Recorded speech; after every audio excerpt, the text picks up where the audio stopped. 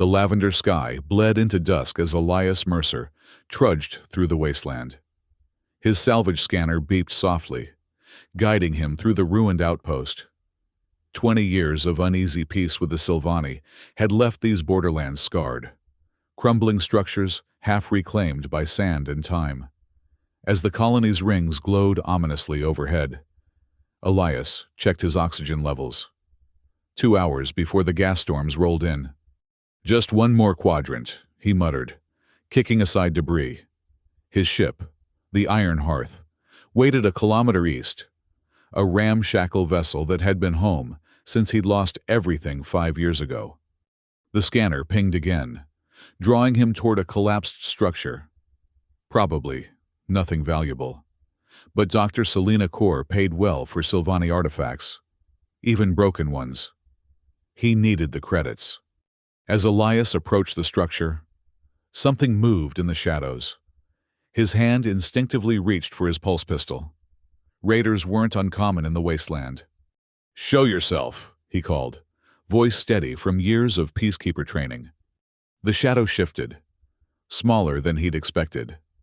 A child emerged, barely visible in the fading light. Blue fur covered parts of her skin, too fine to be human, too coarse for pure Silvani. Her eyes reflected the ring light, luminescent and wary. She clutched something in her tiny fist, a broken locket that caught the last rays of sunlight. Elias holstered his weapon slowly. "Are you hurt? Where are your parents?" The child stared, unblinking. Bruises marked her arms, her bare feet caked with dust. She couldn't be more than 6 or 7 years old by human standards. When he stepped closer, she didn't retreat. Instead, she looked up, eyes flickering with an otherworldly light. "Will you be my father?" she whispered, her voice barely audible over the wind. Something broke inside Elias. For a moment, he saw his own daughter's face, the child he'd lost alongside his wife in the border skirmish. The grief he'd buried beneath years of isolation surged like a physical pain. "I can't," he started to say, but the words died in his throat. The gas storm klaxons wailed in the distance. Night was falling. Leaving her here meant certain death. Every instinct told him to alert colony security, to let them handle whatever complicated situation this was. A child with mixed heritage, human and Silvani, violated every treaty protocol. She shouldn't exist. But she did, and she was looking at him like he was her last hope in the universe. "Come on," he said finally, extending his hand. "Storm's coming." She placed her small hand in his. The broken locket still clutched in her other fist. As they trudged toward the Iron Hearth, Elias felt something he'd thought died years ago, the weight of responsibility for another life. He couldn't walk away.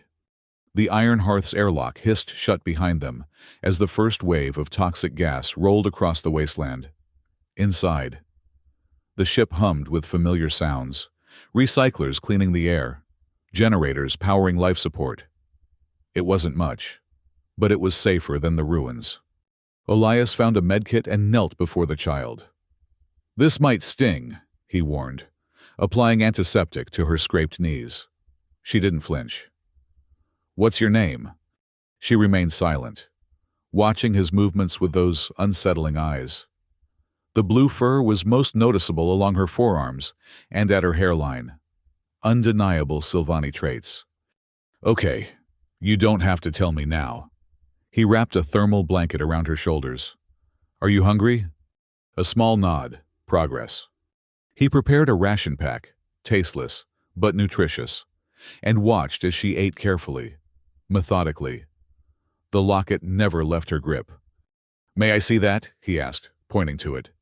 After a moment's hesitation, she extended her hand. The locket was tarnished metal, its hinge broken. When Elias touched it, he felt a faint warmth, not mechanical heat, but something else, something almost alive. He pried it open gently. Inside was a holographic sigil, faded but recognizable, 2 figures embracing a smaller one. Family iconography was common among Silvani, but this incorporated human elements. As he studied it, the sigil flickered weakly, responding to the child's proximity. "Do you understand what this is?" he asked. She nodded, taking it back carefully. "My parents," she whispered, the second time she'd spoken. Elias ran a hand through his graying hair. Protocol demanded he report her immediately. Hybrid children were forbidden under the treaty, considered abominations by both human authorities and Sylvani elders. But reporting her meant consigning her to detention at best, something far worse at worst. "Listen," he said, meeting her eyes. "You can stay here tonight. Tomorrow, we'll figure something out." She nodded, clutching the locket to her chest. As he prepared a sleeping area, she watched his every move, as though memorizing his patterns. "You need a name," he said finally. "At least while you're with me."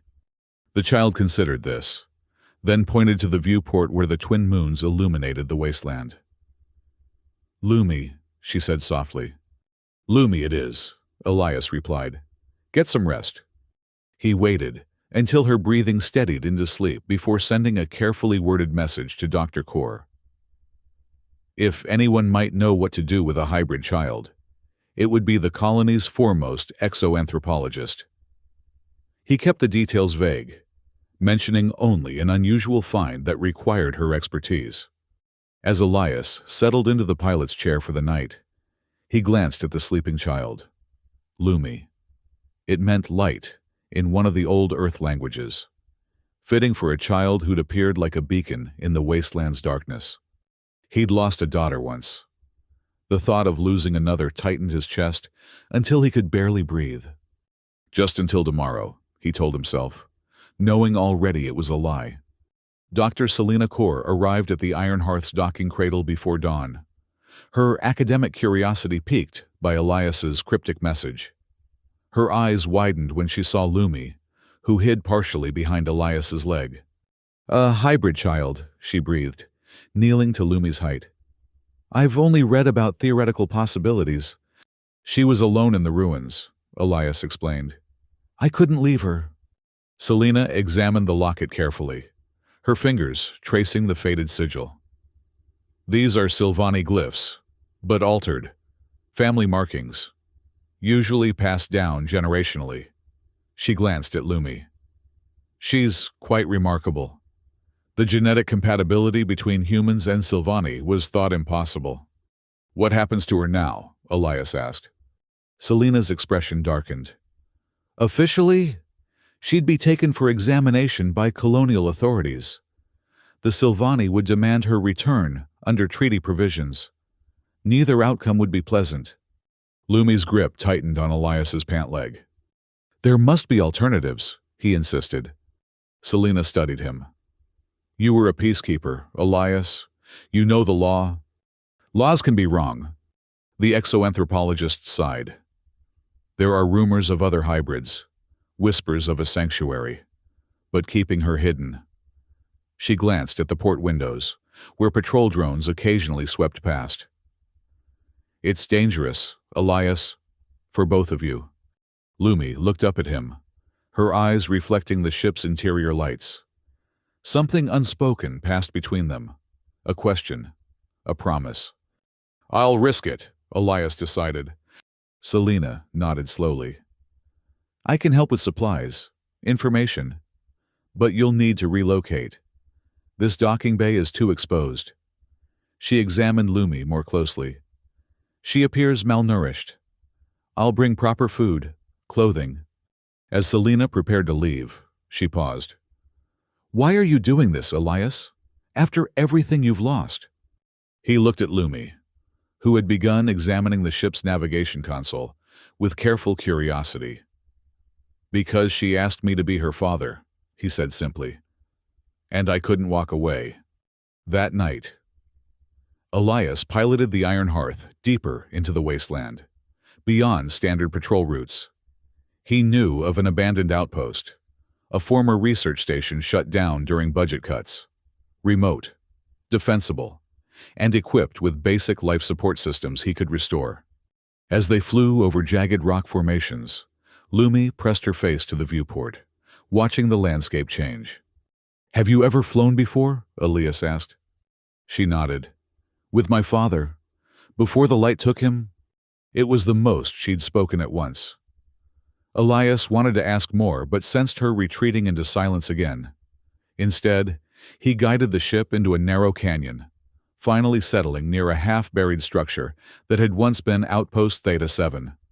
"Home, sweet home," he murmured, powering down the engines. "For now, at least." The outpost needed work. Its solar arrays were covered in dust, water recyclers clogged with sediment. But the structure was sound, the location remote. They spent days restoring basic systems, Elias teaching Lumi simple repair tasks. She proved remarkably adept, her small fingers perfect for delicate circuit work. At night, the wasteland winds howled, rattling the outpost's metal skin. Lumi would wake screaming, trapped in nightmares she couldn't or wouldn't describe. Elias would find her huddled in corners, the locket clutched to her chest, glowing faintly in response to her distress. On the third night, he sat beside her, careful not to touch her until the panic subsided. "What do you see?" he asked gently. "Mother," she whispered, "dissolving into stars." Her fingers traced patterns in the air. "Father saying goodbye. Find a human who sees your heart." Elias swallowed hard. "Your father. Was he Silvani or human?" "Silvani," she said. "Mother was human. They were not allowed. Forbidden love." Then, the pieces began to fit. Not just a hybrid child, but one born of a union that violated fundamental treaty provisions. No wonder she'd been hidden, then abandoned, or worse, her parents taken. "You're safe here," he promised, though he knew safety was relative in the wasteland. Lumi's nightmares continued, but she began to relax around Elias. Small smiles appeared when he taught her to identify salvageable parts, or when they shared meals.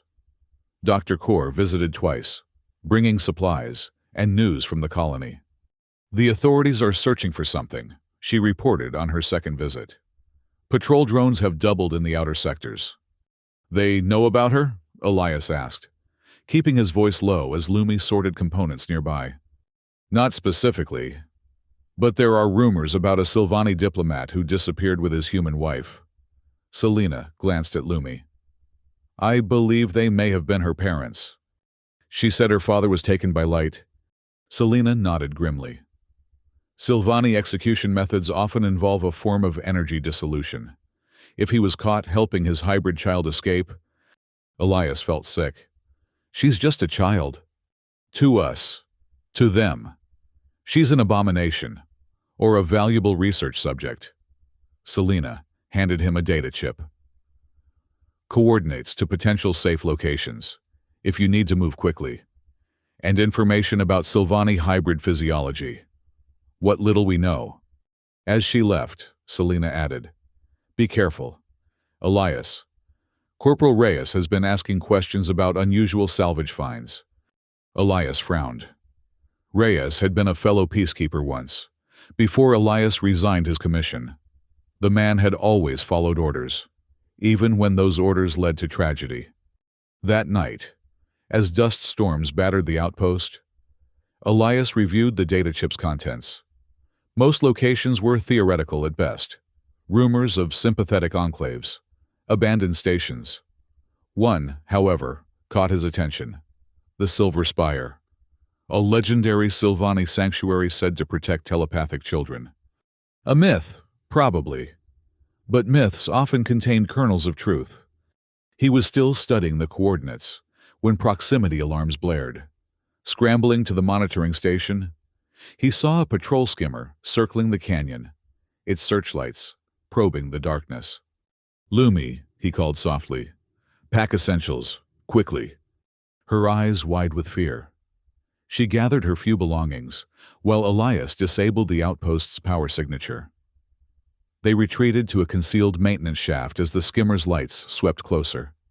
Through the outpost's external cameras, Elias recognized the figure directing the search: Corporal Reyes, his former comrade, now hunting them. "What do they want?" Lumi whispered. "You," Elias answered honestly. "But they won't get you. I promise." They remained hidden for hours, the patrol methodically searching the canyon. When the skimmer finally departed, Elias knew they'd be back with reinforcements. "We need to go," he told Lumi. "Tonight." Under cover of darkness, they loaded essential supplies into the iron hearth. As Elias ran final pre-flight checks, patrol drones appeared on the horizon, sleek, weaponized models designed for pursuit. "Hang on," he warned, engaging thrusters at maximum burn. The ship leapt forward, rattling violently as they accelerated through the canyon. Proximity warnings blared as drones closed in, energy weapons charging. Elias pushed the aging salvage vessel to its limits, weaving through rock formations as energy bolts streaked past. Lumi, strapped into the co-pilot seat, clutched her locket. To Elias's astonishment, the pursuing drones suddenly veered off course. Their guidance systems apparently scrambled. He glanced at Lumi. Her eyes glowed with that ethereal light, the locket pulsing in rhythm. "Are you doing that?" he asked incredulously. She nodded, concentration etched on her young face. "Only a little while," she managed, clearly straining. Elias didn't waste the opportunity. He pushed the ship deeper into uncharted wasteland territories, beyond standard patrol zones. By dawn, they'd reached a region locals called the Shattered Plain, a maze of rock spires and hidden valleys. They landed in a secluded hollow, powering down to minimal life support. Lumi collapsed into exhausted sleep, the effort of influencing the drones having drained her. Elias watched over her, questions multiplying.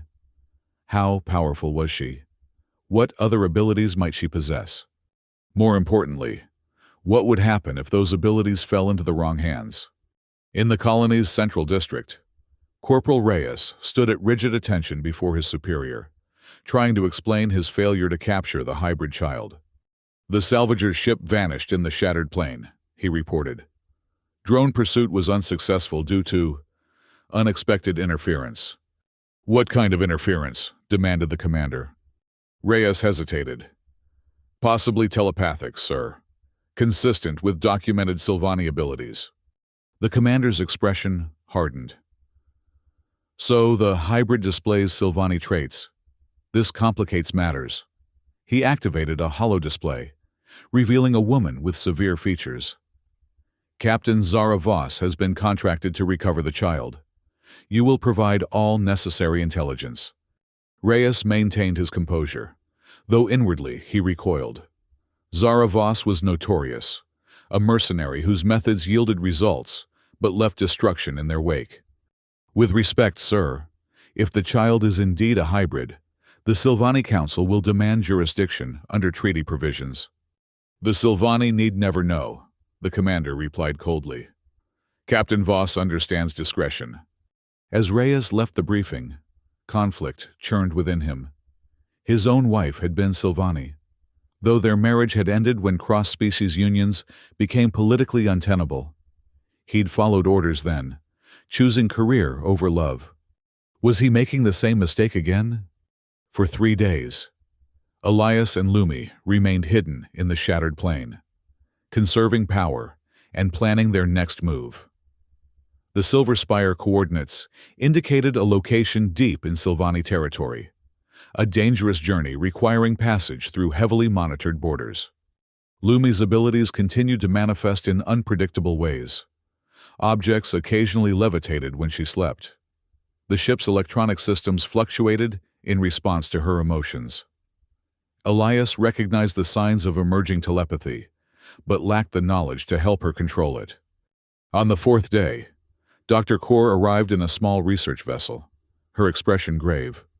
"They've hired Zara Voss," she said without preamble. "A mercenary specializing in asset recovery. Her real specialty is ensuring no questions are asked afterward." Elias recognized the name. Voss had been rumored to handle the colony's darkest operations, work too unethical for official channels. "We need to reach the Silver Spire," he decided, showing Selina the coordinates. She studied them, then looked up sharply. This is in deep Silvani territory. Elias, crossing the border would trigger automated defenses, even if you could evade colonial patrols. There must be a way, Selina considered. Perhaps. The gas storms create sensor blindness along certain sections, with precise timing. She trailed off, calculations visible in her expression. It would be incredibly dangerous. More dangerous than staying here, Elias countered. Lumi approached, holding her locket. I know this place, she said softly, pointing to the silver spire coordinates. In dreams. Selina knelt before her. What do you see in these dreams, Lumi? Tall people with blue skin, singing stones, safety. She looked at Elias. Father took me there once, before. Elias and Selina exchanged glances. If Lumi had been to the spire before, her genetic signature might be recognized by Silvani security systems, potentially easing their passage. I'll create a diversion, Selina offered. Research vessels have clearance for border approaches. I can generate enough electromagnetic noise to mask your entry during the next storm front. The plan took shape quickly. The next major gas storm would hit the border in 36 hours. Selina would approach from the north, ostensibly conducting atmospheric research.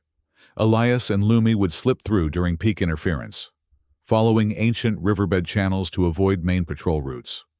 As Selina prepared to leave, Elias caught her arm.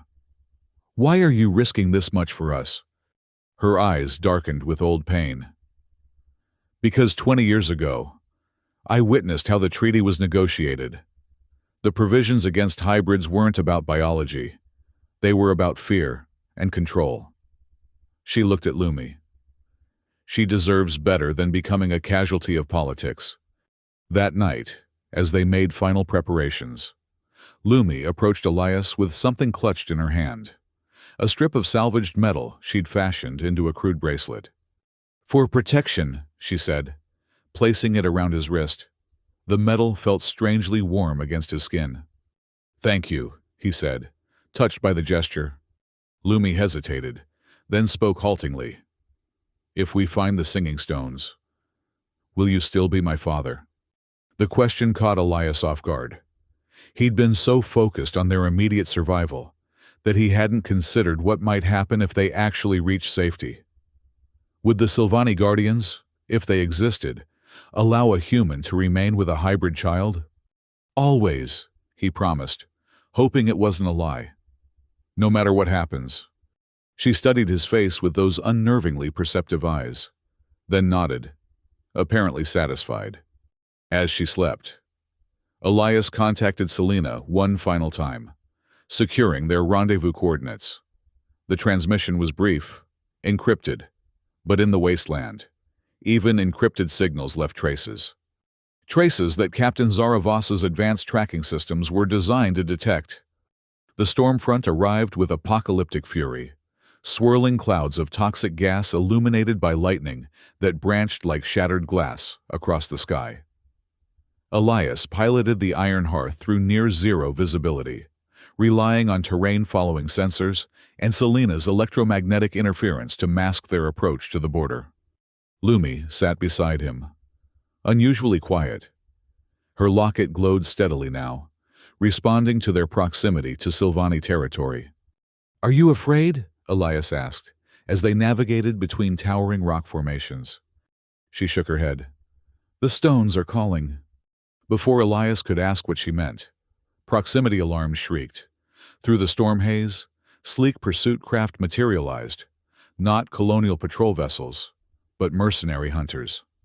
Zaravos, Elias muttered, taking evasive action. The Iron Hearth groaned under the strain, its aging systems never designed for combat maneuvers. Salvage vessel Iron Hearth. A cold female voice cut through their communications. Surrender your cargo immediately. Compliance will be rewarded. Resistance will be terminal.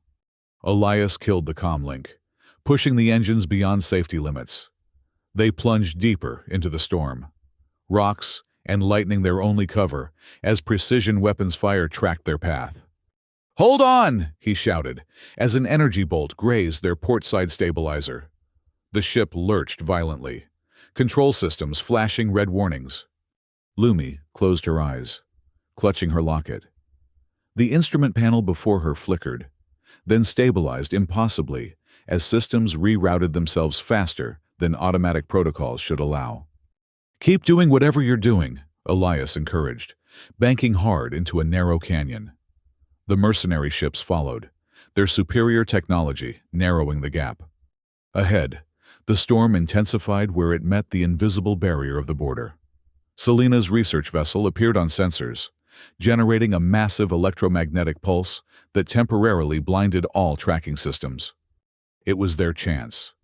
Elias punched through the interference, crossing the border as alarms blared. Ancient Sylvani defensive systems activated, glowing barriers shimmering into existence. But curiously, they parted around the iron hearth, like water around a stone. Lumi's eyes had reopened, blazing with that ethereal light. "They remember me," she whispered. Behind them, the mercenary ships crashed against the defensive barriers, unable to follow. Their weapons fire dissipated harmlessly against ancient protections. They had crossed into Sylvani territory, but their journey had only begun.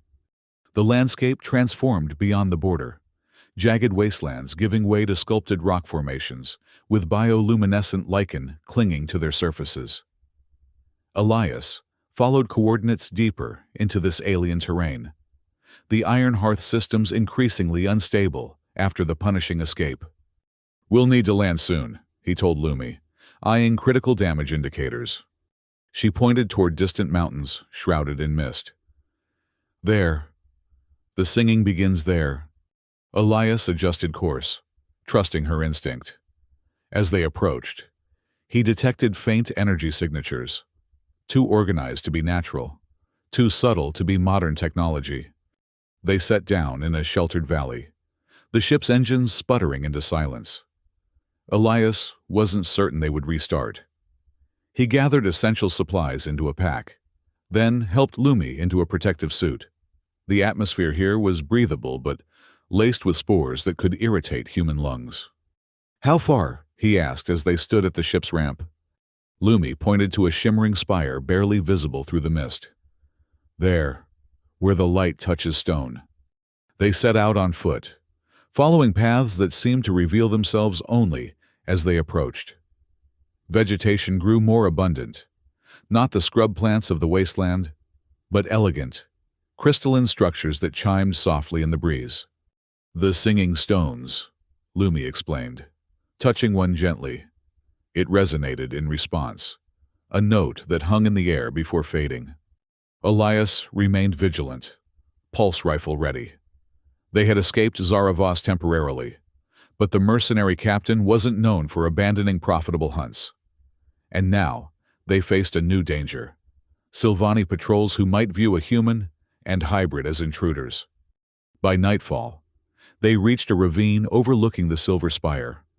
The structure was breathtaking, a natural formation of crystal and stone that twisted impossibly upward, catching the last rays of sunset in facets that scattered rainbow light across the valley.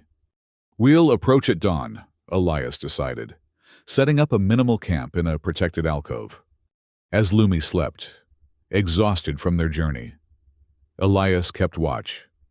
The bracelet she'd given him felt warm against his skin, almost pulsing with gentle energy.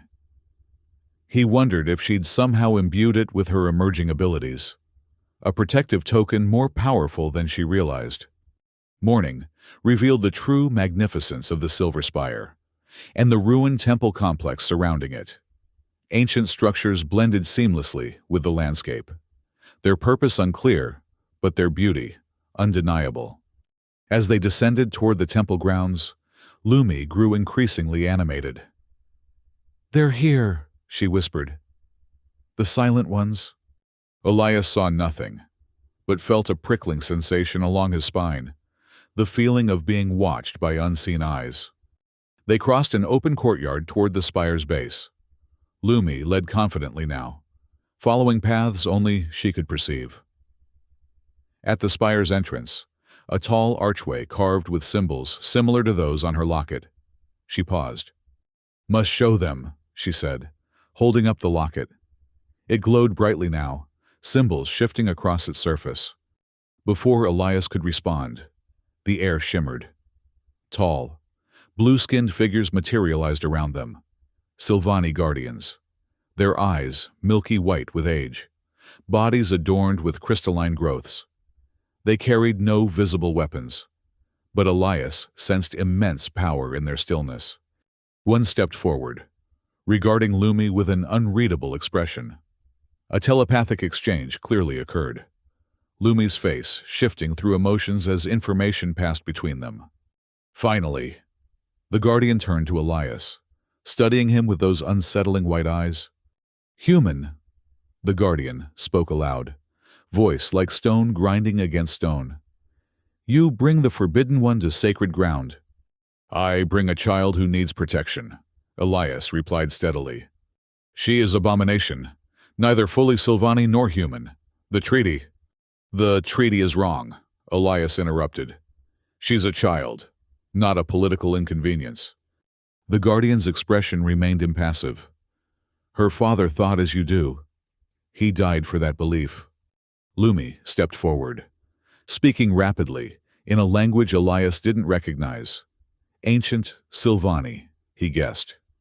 Her locket pulsed with each word, projecting faint images of her mother and father. The Guardians conferred silently among themselves, a telepathic debate Elias could only guess at. Finally, the leader nodded. "She may enter the inner sanctuary for judgment," the Guardian announced. "You, human, must remain outside." "No," Elias said firmly. "Where she goes, I go. The inner sanctuary rejects human presence. It would destroy you." Lumi clutched Elias's hand. "Father stays," she insisted, using the term openly for the first time. The standoff might have continued indefinitely, if not for the distant sound of engines. Elias recognized the signature immediately. Zara Voss's pursuit craft had somehow penetrated the border. "How?" he demanded. The Guardian's expression hardened. "The storm has passed. Your diversion ended. And there are those among my kind who would sell secrets for power." Multiple ships appeared on the horizon. Mercenary vessels accompanied by a Sylvani scout craft. Betrayal from within and without. "Time for judgment is past," the Guardian decided. "Take the child into the spire. Now." Elias hesitated, torn between the approaching threat and the unknown dangers within.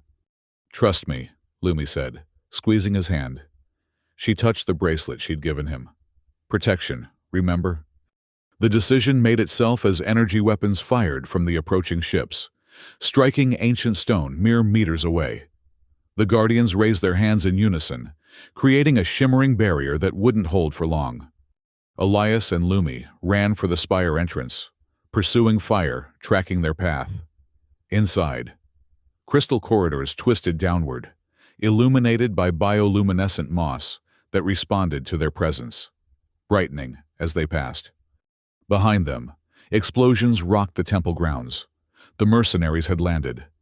They reached a vast chamber at the spire's heart, where a column of pure light rose from floor to ceiling. Sylvani, writing covered the walls, shifting and rearranging as if alive. "What now?" Elias asked, breathless. Lumi approached the light column, her locket hovering before her of its own accord. "I remember," she whispered. "Father showed me." She pressed the locket into the light. It flared brilliantly, then expanded outward, enveloping them both in a cocoon of energy. Through it, Elias saw spectral images, Lumi's memories. He realized. A tall Sylvani diplomat, falling in love with a human researcher. Their secret union. Lumi's birth, hidden from both societies. The diplomat's final act, using forbidden technology to transport Lumi to safety as pursuers closed in. His final words, "Find a human who sees your heart." The images faded, as footsteps echoed through the corridors. Zara Voss had breached the spire. The mercenary captain appeared at the chamber entrance, flanked by armed operatives. She was tall, scarred, her eyes augmented with targeting implants. "Quite the chase, Mercer," she called, weapons trained on them. "But it ends here. Hand over the hybrid." "She's a child," Elias replied, positioning himself between Voss and Lumi. "She's merchandise," Voss corrected coldly. "Worth more than you can imagine to certain research divisions." The light cocoon around them flickered as Lumi's concentration wavered. Elias knew they couldn't maintain it indefinitely. "Last chance," Voss warned. "Surrender the hybrid. Walk away with your life." "She has a name," Elias growled. "It's Lumi, and she's not going anywhere with you." Voss shrugged. "Your funeral."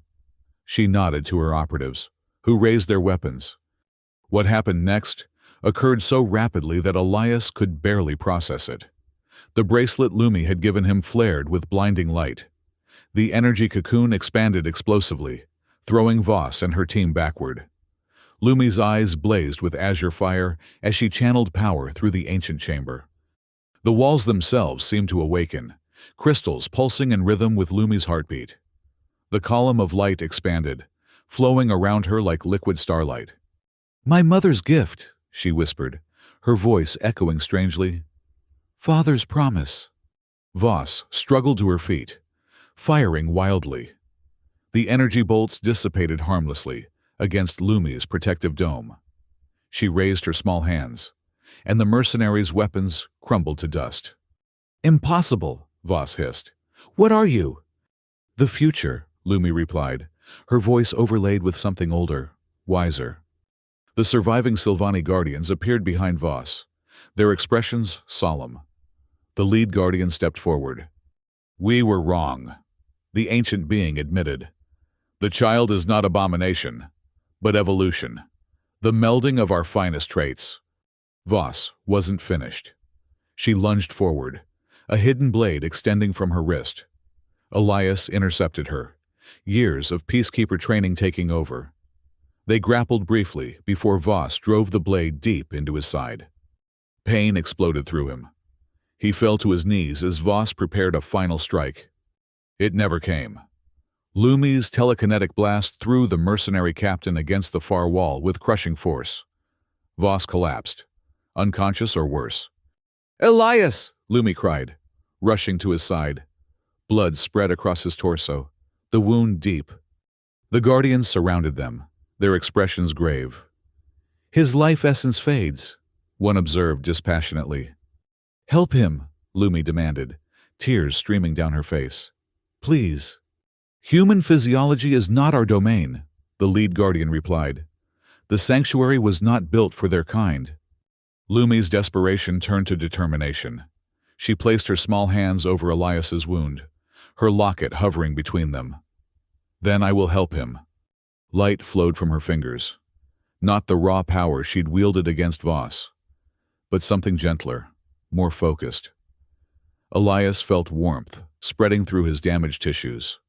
Cellular regeneration accelerated beyond normal healing. "How?" the Guardian asked, astonished. "Mother was a healer," Lumi explained, concentration etched on her young face. "Her knowledge lives in me, in my blood."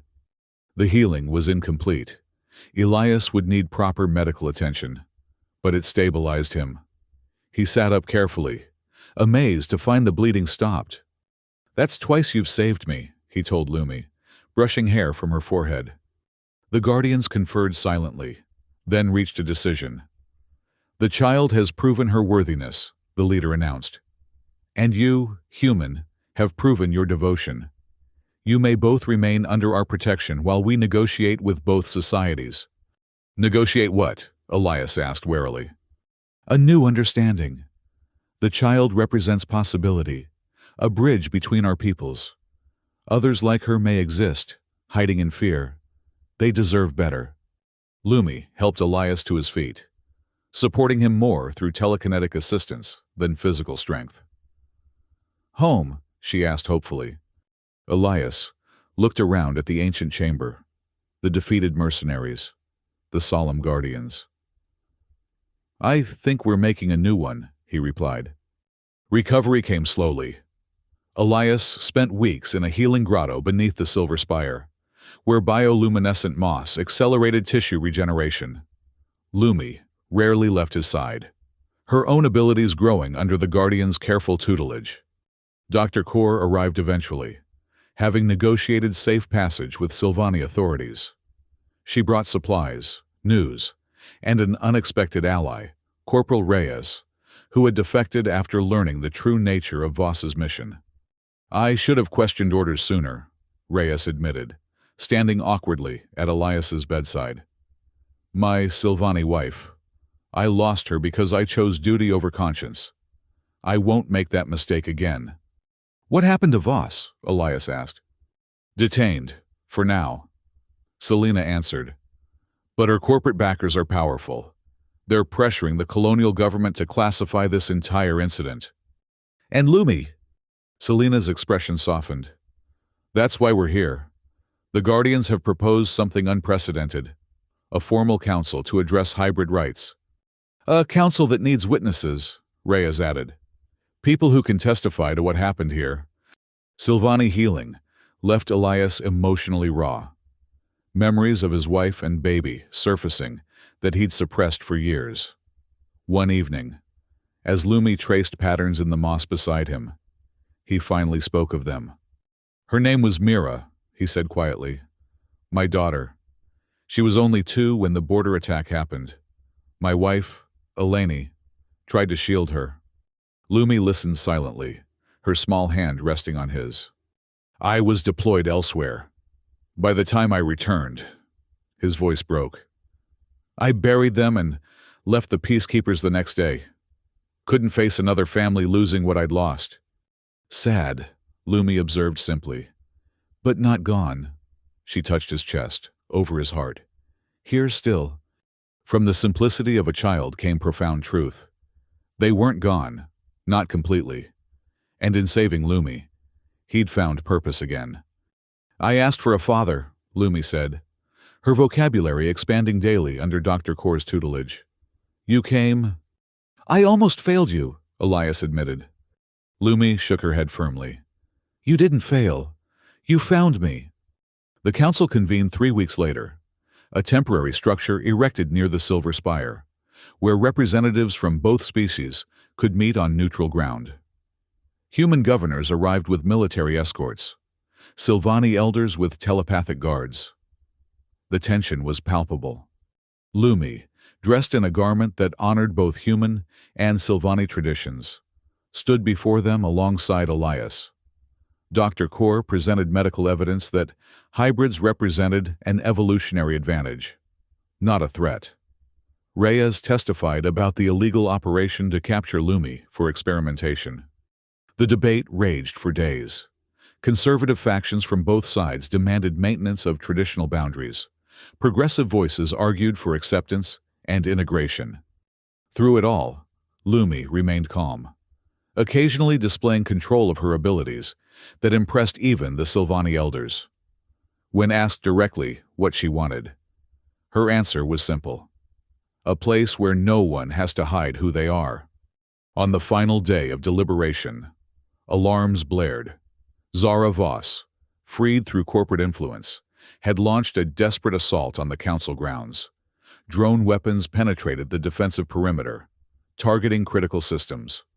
As diplomats scattered for cover, Lumi stood her ground.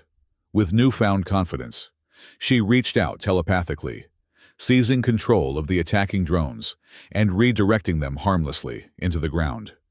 When the dust settled, Voss was recaptured, this time with irrefutable evidence of her crimes witnessed by leaders from both societies.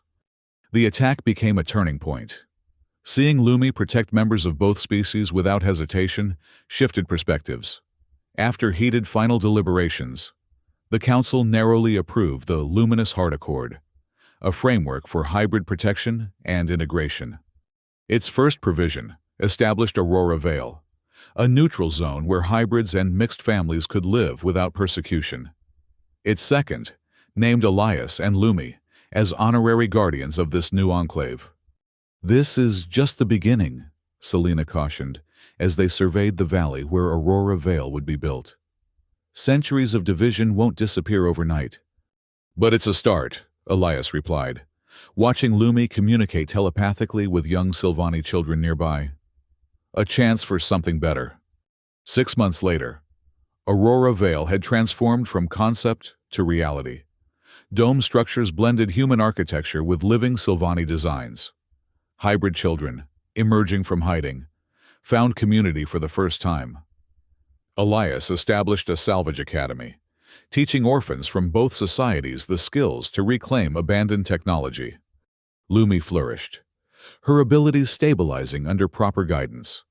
Her locket, fully restored, now contained holographic images of her birth parents, alongside a new addition, Elias, smiling reluctantly at the imager. One evening, as twin suns set over the valley, Elias found Lumi atop the community's observation platform. She balanced precariously on the railing, fearless in the way of children who have already faced their darkest fears.